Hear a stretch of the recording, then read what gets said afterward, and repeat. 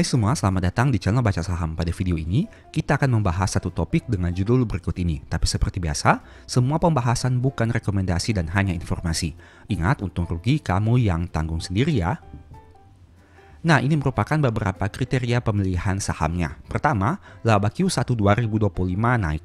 Kedua, PBV di bawah 1 kali. Dan yang ketiga, harga saham turun signifikan. Saham apa sajakah itu? Tapi seperti biasa, ini bukan rekomendasi dan hanya informasi saja. Untung rugi, kamu yang tanggung sendiri. Saham pertama adalah MTEK, di mana kinerja keuangan labanya pada Q1 tahun 2025 3.634 dan pada Q1 2024 259. Artinya terjadi kenaikan laba yang signifikan pada Q1-nya. Sekilas kita lihat untuk kinerja keuangannya, gross profit margin 28%, net profit margin 92%, dengan dividen yield 5,6% yang terakhir dibagi di tahun 2024. Kemudian kita lihat untuk aspek dividen per share-nya. Saham ini akan membagikan dividen sebanyak Rp33 per lembar saham dengan payment date tanggal 28 Mei tahun 2025, ex-date-nya pada tanggal 8 Mei tahun 2025. Nah, untuk harga sahamnya, dulunya harga saham ini sempat berada pada angka 3.000 dan kini saat video ini dibuat di angka 580. Artinya terjadi penurunan harga yang sangat signifikan. Untuk PBV, saat video ini dibuat di angka PBV 0,90 kali. Rata-rata PBV 3,66 dan dulunya bahkan sempat di atas PBV 10 kali. Oke, harga sahamnya mengalami kenaikan 53,44% dalam 1 tahun terakhir. Saham berikutnya, NRCA. Laba di Q1 tahun 2025 adalah 42 yang naik dari yang awalnya 29 di Q1 tahun 2024. Terjadi kenaikan laba. Nah, untuk profitabilitas, gross profit margin 10,6% dengan net profit margin 4,7%. Untuk net income-nya, quarter year on year growth 46%. Tawaran dividen yield 8,5% yang terakhir dibagi di tahun 2024. Ini merupakan historical dividen per share. Di tahun 2024, mereka membagikan dividen sebanyak 29 per lembar saham. Bisa kamu lihat di sini, saham NRCA ini cukup konsisten membagi dividen. Kamu bisa lihat di tahun 2014, 15, 16, 17, 18, 19, 20, 21, 22, 23, dan 24. Kita tunggu saja hasil keputusan RUPS pada tahun 2025 ini. Untuk harga sahamnya dulunya sempat berada pada angka Rp1.000 dan kini di angka 338 saat video ini dibuat. Untuk PBV-nya 0,68 kali, rata-rata PBV 0,87 kali. Dulunya sempat di atas PBV 2 kali, tapi sempat juga di PBV 0,51 kali. Oke, harga sahamnya masih turun 2,8% saat video ini dibuat. Saham ketiga INKP. Labanya di Q1 tahun 2025 2.292 dan pada Q1 tahun 2024 2.049. Artinya terjadi kenaikan laba di Q1-nya. Untuk rasio keuangan, gross profit margin 27% dengan net profit margin 17,9%. Untuk dividen yield-nya tidak menarik dengan angka 0,93% yang terakhir dibagi di tahun 2024. Ini merupakan historical dividen per share-nya. Bisa kamu lihat di sini. Meskipun perusahaan cukup sering membagi dividen, tapi angka dividen per share-nya tidak terlalu menarik. Untuk harga sahamnya, dulunya di tahun 2018 sempat berada pada angka 20.000, tapi kini di angka 5.375. Terjadi kenaikan yang luar biasa. Dari sisi PBV-nya di angka 0,27 kali, yang mana angka rata-ratanya dalam 10 tahun adalah 0,63 kali. Dulunya sempat di atas PBV 1,49, tapi kini hanya 0,27 kali. Penurunan yang signifikan. Untuk harga sahamnya masih turun 41% dalam 1 tahun terakhir. Berikutnya saham BBNI. Laba di Q1 tahun 2025 5.380 dan pada Q1 tahun 2024 5.326. Artinya terjadi kenaikan laba pada Q1-nya. Gross profit margin 58% dengan net profit margin 32%. Net income-nya naik 1,01% quarter year on year. Dividen yield-nya 8,9%. Historical dividen per share-nya, BNI sangat konsisten membagi dividen, apalagi dengan tawaran dividen yield yang menarik di tahun 2025. Meski begitu sayangnya sudah melewati ex-date-nya. Sehingga kita tunggu saja di tahun 2026, semoga saja angka dividen per share-nya mengalami kenaikan lagi. Untuk harga sahamnya sempat di angka 6 ribuan, tapi kini di angka 4.200. PBV-nya 0,93 kali. Artinya, meskipun harga sahamnya mengalami koreksi yang tidak sedalam saham-saham yang lain, tapi secara PBV masih di bawah 1 kali. Rata-rata PBV 1,27 kali, bahkan dulunya sempat di atas PBV 1,8 kali. Harga sahamnya masih turun 13% saat video ini dibuat dalam 1 tahun terakhir. Saham kelima, TBLA. Kinerja di Q1 tahun 2025 274 dan Q1 tahun 2024 220. Artinya terjadi kenaikan laba di Q1-nya. Rasio keuangan gross profit margin 19% dengan net profit margin 4,9%. Net income quarter year on year growth 24,5%. Tawaran dividen yield 10,5%. Ini merupakan historical pembagian dividennya. TBLA ini juga cukup menarik dari sisi dividen, tapi kita harus menunggu untuk keputusan RUPS di tahun 2025 ini. Untuk harga sahamnya dulunya sempat di angka 1.500, tapi kini di angka 710 saat video ini dibuat. Untuk PBV-nya, PBV saat video ini dibuat di angka 0,49 kali. Rata-rata PBV 10 tahun adalah 0,96. Dulunya sempat di atas PBV 1,9 kali. Dan harga sahamnya masih naik 14,5% selama 1 tahun terakhir. Kemudian keenam, saham SIMP. Kinerja laba di Q1 tahun 2025 naik dari 307 menjadi 448. Rasio keuangan gross profit margin 27% dengan net profit margin 9,2%. Net income-nya quarter year on year growth 45,7%. Tawaran dividen yield tidak menarik dengan angka 2,4% yang terakhir dibagi di tahun 2024. Untuk aspek dividen per share-nya bisa dilihat di sini cukup konsisten meskipun itu baru terjadi pada tahun 2021 hingga tahun 2024. Berdasarkan data di aplikasi Stockbit, perusahaan sempat absen bagi dividen di tahun 2019 dan tahun 2020, tapi silakan kamu cross check lagi. Untuk harga sahamnya dulunya sempat di angka 700, tapi kini di angka 414. PBV-nya dengan angka 0,33 kali. Rata-rata PBV 10 tahun adalah 0,46 kali. Dulunya sempat di atas PBV 0,67 kali, tapi sempat juga turun di bawah PBV 0,25 kali. Harga sahamnya masih naik 12,5% saat video ini dibuat. Dan saham terakhir adalah RALS, di mana labanya pada Q1 218 yang naik dari 107 di tahun 2024 pada Q1-nya. Untuk gross profit margin 49% dengan net profit margin 19%. Net income-nya 103% untuk growth quarter year on year. Dividen yield-nya 11,9% yang terakhir dibagi di tahun 2024. Untuk aspek dividen per share-nya secara historikal bisa kamu lihat di sini cukup konsisten membagi dividen dengan tawaran dividen yield yang menarik di tahun 2024. Kita tunggu saja di tahun 2025 ini seperti apa. Harga sahamnya dulunya di angka 1.750 tapi kini di angka 418. Untuk PBV-nya di angka 0,78 kali. Dulunya sempat di angka PBV 3 kali tapi dengan rata-rata PBV 1,67 kali. Nah, saham ini masih turun 11% saat video ini dibuat dalam 1 tahun terakhir. Menurut kamu bagaimana? Dari beberapa saham yang kita bahas, apakah ada saham yang menarik untuk kamu analisa lebih lanjut? Ingat, pada video ini saya hanya menggunakan 3 kriteria utama. Yang pertama, laba pada Q1 tahun 2025 naik. Yang kedua, PBV-nya di bawah 1 kali. Dan yang ketiga adalah harga sahamnya sudah mengalami penurunan dari angka tertinggi yang pernah mereka capai, setidaknya dalam 10 tahun terakhir. Jadi dengan 3 kriteria itu, kamu sebaiknya harus melakukan analisa lebih mendalam agar supaya menentukan apakah saham tersebut baik atau tidak untuk dianalisa lebih lanjut dan untuk dilakukan pembelian. Ingat, ini bukan rekomendasi dan hanya sebagai informasi saja.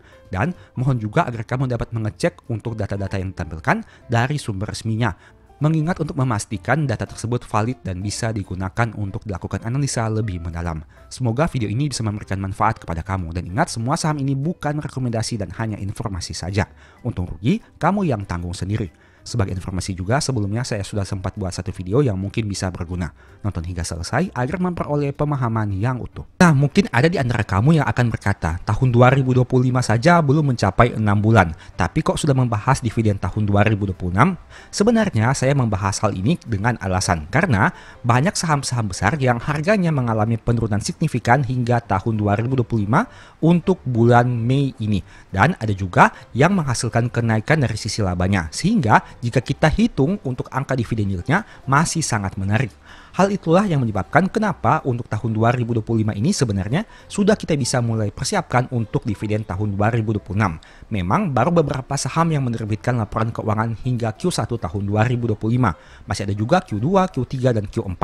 Tapi setidaknya dengan data Q1 kita bisa melakukan proyeksi sederhana untuk memperkirakan kira-kira untuk data setahunnya pencapaian laba seperti apa.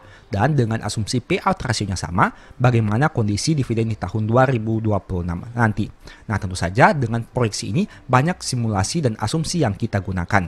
Tapi setidaknya dengan data ini kembali lagi kamu jadi bisa memperkirakan kemungkinan dividen di tahun 2026 seperti apa. Ditambah lagi banyak saham yang harganya masih mengalami penurunan. Sehingga jika kamu memiliki dana untuk melakukan average down, mungkin bisa kamu pertimbangkan agar memperoleh dividen yield yang lebih tinggi. Nah, tanpa basa-basi lagi, sekarang mari kita masuk saja ke dalam nama-nama sahamnya. Pada video kali ini saya akan fokus membahas saham perbankan, mengingat saham-saham bank ini merupakan saham yang memiliki laba yang besar di Bursa Efek Indonesia. Selain itu, ada beberapa saham yang harganya turun dan labanya mengalami kenaikan. Tentu saja tidak semua saham, dan ingat semua saham yang disebutkan ini bukan rekomendasi dan hanya sebagai informasi saja.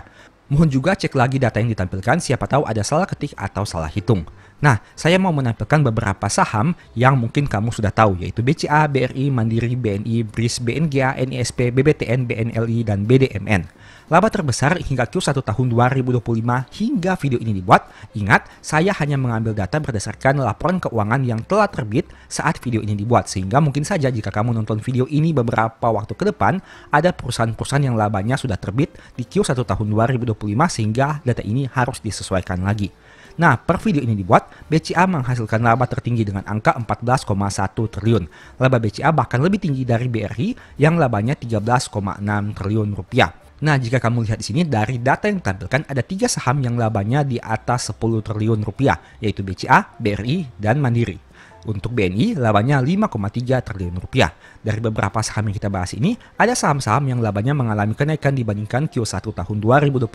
Sebut saja seperti BCA yang naik 9,8%, Mandiri yang naik 3,9%, BNI yang naik 1%, BRIS yang naik 10,1%, BNGA yang naik 7,4%, NISP yang naik 10,6%, dan BBTN yang naik 5,1%. Sebaliknya, ada beberapa saham yang labanya ternyata mengalami penurunan. Sebut saja seperti Bank Danamon yang turun 8,9%, BNLI yang turun 2,2%, dan tentu saja BBRI yang mengalami penurunan paling drastis yaitu 13,9%. Tapi menariknya, meskipun laba BRI sudah turun drastis, sebenarnya jarak antara nominal laba BRI dan BCA tidak terlalu jauh. Begitu juga dengan BRI yang masih lebih unggul labanya dibandingkan Bank Mandiri dan Bank BNI. Nah, sekarang mari coba kita bahas secara lebih detail lagi dengan menggunakan harga saham saat video ini dibuat dan kita membandingkan dengan angka dividen per share yang telah dibagikan oleh perusahaan ini.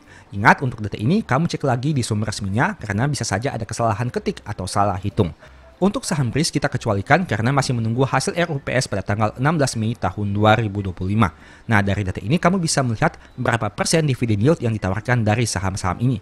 BCA 3,4%, BRI 8,9%, Mandiri 9,5%, BBNI 8,9%, BNGA 8,9%, NISP 8,1%, BBTN 5,1%, BNLI 1,3%, dan BDMN 4,7%. Menariknya, ada beberapa saham yang menawarkan dividen dengan angka di atas 8%, seperti BRI 8,9, Mandiri 9,5, BNI 8,9, BNGA 8,9, dan NISP 8,1. Coba kamu cek data histori, apakah perusahaan-perusahaan ini memang memiliki dividen yield setinggi ini, ataukah angka dividen yield ini disebabkan oleh 2 faktor. Yang pertama, harga saham yang turun, dan yang kedua, dividen per share yang naik. Nah, inilah yang menjadi alasan kenapa saya tertarik untuk membahas potensi dividen di tahun depan pada tahun 2025 ini. Mungkin ada beberapa saham yang baru saja mengumumkan pembagian dividennya. Bahkan ada beberapa saham yang dividennya belum cair di rekening. Tapi kenapa saya sudah bahas untuk dividen tahun depan? Alasannya agar supaya kita bisa melakukan start lebih dulu dengan mempertimbangkan berbagai potensi profit dan resiko yang siap kita hadapi. Memang kedepannya kita tidak tahu Apakah kinerja perusahaan bisa lebih baik atau mungkin malah mengalami penurunan? Begitu juga dengan harga saham. Bisa saja harga sahamnya mengalami kenaikan, tapi bisa juga turun lebih dalam lagi. Itu artinya potensi dividen yield yang kita peroleh memang tidak ada kepastian di masa depan. Bisa lebih tinggi, bisa juga lebih rendah. Tapi setidaknya dengan data saat video ini dibuat, kamu bisa melihat informasi tentang kinerja perusahaan dari sisi laba di Q1 tahun 2025 dan saham-saham mana yang harganya masih mengalami penurunan, tapi di sisi yang lain labanya masih mengalami kenaikan. Nah, sekarang kita akan bahas terkait proyeksinya. Silahkan kamu lihat dengan seksama data yang saya tampilkan. Tapi disclaimer dulu, ini hanya proyeksi. Bisa benar, bisa juga salah. Karena saya menggunakan data berdasarkan angka Q1 tahun 2025. Apabila data Q2, Q3, dan Q4-nya terbit, bisa saja data ini akan berubah seiring dengan angka realita yang terjadi pada saat itu. Tapi per video ini dibuat, ini merupakan data dari hasil proyeksi untuk data keuangan Q1 tahun 2025 kita bandingkan dengan angka dividen payout rasionya. Pertama kita lihat dari growth labanya. Tadi kamu sudah mengetahui bahwa ada beberapa saham yang labanya bertumbuh dan ada beberapa saham yang labanya menurun. Dan kita proyeksikan dengan angka dividen per share yang terakhir dibagikan oleh perusahaan. Jadi skenario-nya seperti ini. Kita asumsikan angka payout ratio di tahun depan akan sama seperti di tahun sekarang. Ingat, itu merupakan asumsi yang kita gunakan. Bisa benar, bisa juga salah. Bisa saja angka dividen payout rasionya lebih tinggi, tapi bisa juga lebih rendah. Nah, apabila diasumsikan angka dividen payout rasionya tetap, nominal dividen per share ini akan menyesuaikan tergantung dari pencapaian laba yang dihasilkan oleh perusahaan. Jika labanya mengalami kenaikan, seharusnya dividen per share juga naik.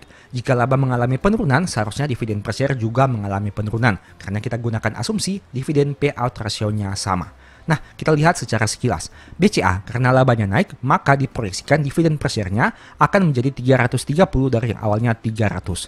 BRI, karena labanya turun 13,9%, dividen per share-nya diproyeksikan akan turun dari 343 menjadi 296. Bank Mandiri, karena labanya naik 3,9, diproyeksikan dividen per share-nya akan naik dari 466 menjadi 484. Bank BNI, karena labanya naik 1%, diproyeksikan dividen per share-nya akan naik dari 374 menjadi 378. Saham BNGA, karena labanya naik 7,4, diproyeksikan dividen per share-nya naik dari 156 menjadi 167. NISP, karena labanya naik 10,6, diproyeksikan dividennya naik dari 106 menjadi 117. BBTN, karena labanya naik 5,1, diproyeksikan dividen per share naik dari 54 menjadi 56. BNLI, karena labanya turun 2,2, diproyeksikan dividen per share yang turun dari 30 menjadi 29. Dan Bank Danamon, karena labanya juga turun, diproyeksikan dividennya juga turun.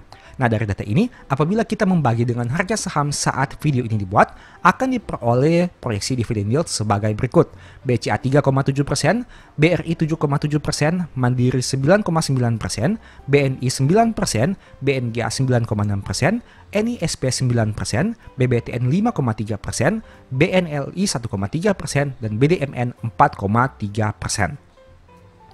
Dari data ini kamu bisa lihat ada beberapa saham yang angka dividen yieldnya mengalami kenaikan, ada juga yang mengalami penurunan. Alasannya sederhana, karena disesuaikan dengan pencapaian laba perusahaan. Untuk saham-saham yang labanya naik, seharusnya dividen yieldnya juga naik, begitu juga sebaliknya. Contohnya seperti BCA yang naik dari 3,4 menjadi 3,7, BRI yang turun dari 8,9 menjadi 7,7, Mandiri yang naik dari 9,5 menjadi 9,9, BNI yang naik dari 8,9 menjadi 9%, BNGA yang naik dari 8,9 menjadi 9,6, NISP yang mengalami kenaikan dari 8,1 menjadi 9%, BBTN yang naik dari 5,1 menjadi 5,3, BNLI yang mengalami sedikit penurunan, dan begitu juga dengan BDMN. Nah, dari data ini, kamu bisa lihat saham mana yang menarik dari sisi proyeksi dividen yield-nya. Ingat, proyeksi yang kita gunakan hanya mengacu pada data keuangan Q1 tahun 2025. Setidaknya dengan data ini kamu bisa lihat bahwa saham Bank Mandiri memiliki proyeksi dividen yield yang paling menarik dengan angka 9,9% atau bisa kita bulatkan menjadi 10%. Ada juga saham BNGA dengan angka 9,6% dan yang ketiga adalah BNI serta saham NISP. Saham-saham tersebut menawarkan angka dividen yield yang tentu lebih besar dibandingkan pada umumnya. Biasanya saham Bank Mandiri dividen yieldnya sekitar 5%, tapi kini mencapai 9,9% jika diproyeksikan. Apabila harga sahamnya ternyata kemudian hari mengalami kenaikan, otomatis angka dividen yieldnya akan semakin rendah. Tapi sebaliknya, apabila harga saham Bank Mandiri ini misalkan mengalami penurunan, maka angka dividen yield ini akan menjadi lebih tinggi, bahkan mungkin bisa di atas angka 10%. Oleh karena itu, kamu bisa memanfaatkan kesempatan saat harga masih turun dan tahun 2025 memasuki pertengahan tahun.